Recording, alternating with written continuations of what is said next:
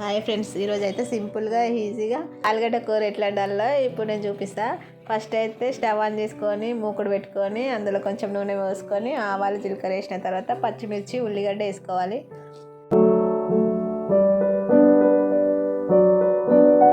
అవి కొంచెం ఎర్రగా అయిన తర్వాత అందులో ఆలుగడ్డ కూడా వేయాలి.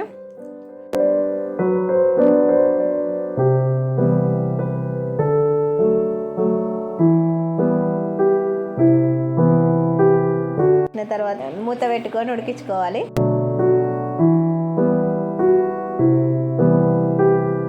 ఉడికించుకున్న తర్వాత అందులో టమాటాలు వేసుకోవాలి.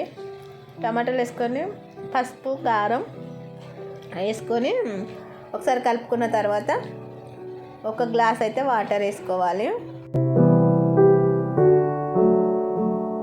వాటర్ వేసిన తర్వాత ఉప్పు కూడా వేసుకోవాలి. వేసుకొని మూత పెట్టుకొని ఉడికించుకోవాలి.